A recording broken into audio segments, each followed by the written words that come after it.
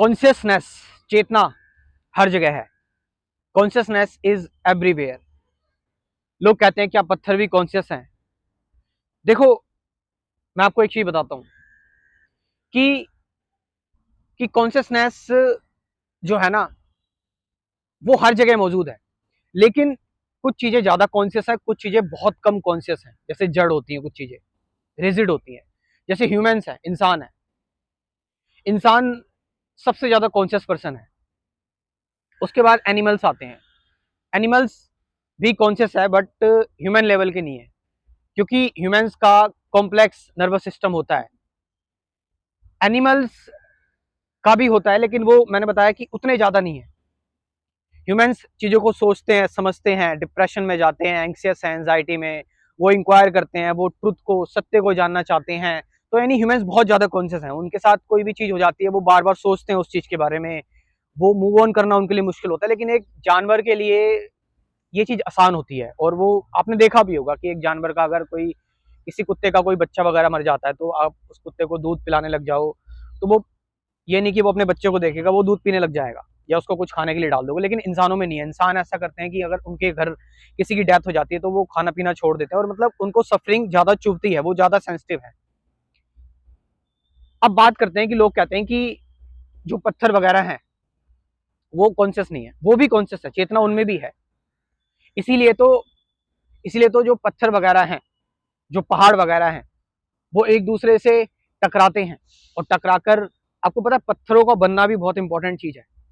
क्योंकि पत्थर जब टकराते हैं, टकराने के बाद वो टूटते हैं, उससे मिट्टी बनती है। कैसे टकरा रहे हैं वो, क्यों टकरा रहे हैं? अर्थ है। अब बोलोगे अर्थ कॉन्शियस नहीं है। अर्थ कॉन्शियस नहीं है तो क्या अर्थ अपनी आप मूव हो रही है क्या सन के चारों ओर, around? Yes, it's a physics है। बट मैं कह रहा हूं कि एक एक कंप्लीट चेतना है, एक कंप्लीट कॉन्शियसनेस है। सूरज में कॉन्शियसनेस नहीं है क्या, जो जो दिन रात रोशनी दे रहा है? एक मिट्टी में कॉन्शियसनेस नहीं है। अगर मिट्टी में कॉन्शियसनेस नहीं होती, तो फिर एक पौधा कैसे उग पाता? आप समझ रहे हैं? Consciousness is everywhere. और ये कॉन्शियसनेस सबकी अलग अलग नहीं है। कॉन्शियसनेस एक ही है। जैसे ओल्ड सेजेस या ओल्ड फिलोसफर्स कहते थे, क्योंकि सत्य के तो, ट्रुथ के तो फंडामेंटल सेम ही है। अगर कोई अभी सत्य को खोजना शुरू करेगा, या इंसानों में किसी ने बहुत पुराने टाइम पर सत्य को खोजा, तो फंडामेंटल सेम ही थे, अभी भी फंडामेंटल सेम ही रहेंगे। कि भाई, कि चेतना जो है, जो कॉन्शियसनेस है, वो हर एक पॉइंट पर मौजूद है। क्योंकि हर एक चीज फंक्शन कर रही है। बायोटिक एंड एबायोटिक कंपोनेंट, जैविक और अजैविक पदार्थ एक दूसरे से इंटरेक्ट करते हैं। हमें हमें सनलाइट की जरूरत है। पेड़ पौधों पेड़ पौधों से हम बहुत सारी चीजें लेते हैं। मतलब चीजें एक दूसरे के साथ इंटरेक्ट कर रही हैं। एक एक कंप्लीट कॉन्शियसनेस है जो मूव हो रही है, जो चल रही है। एक कंप्लीट कॉन्शियसनेस है जिससे स्टार्स, तारे टकरा रहे हैं और ब्लैक होल बन रहा है। ऐसे ही टकरा जा रहे हैं, अपने आप ही टकरा जा रहे हैं। तो मैंने बताया कि कॉन्शियसनेस किसी में ज्यादा है, किसी में कम है, बट इट्स एवरीवेयर। जो चीजें बहुत कम सेंसिटिव हैं, जो जड़ ज्यादा हैं, जैसे कि पत्थर वगैरह हो गए, but they also conscious, they are also conscious. वो भी कॉन्शियस है। उनमें भी चेंजेस आते हैं, परिवर्तन आते हैं। वो भी मोल्ड होकर एक शेप में कन्वर्ट हो जाते हैं। कॉन्शियसनेस की अगर बात की जाए, तो मैंने बताया कि एक कॉन्शियसनेस है, बट उसका इफेक्ट हर जगह नजर आता है। वो हर जगह पहुंची हुई है। वो हर जगह उसने अपने आप को रचाया हुआ है, बसाया हुआ है।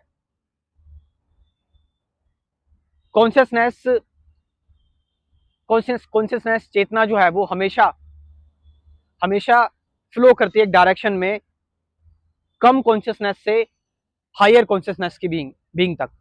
कि जैसे कि हमारे एंसेंट फिलोसफर्स भी कहते थे कि पहले इंसानों का जन्म कीड़े मकोड़ों का होता था, फिर उसके बाद बड़े जानवरों का।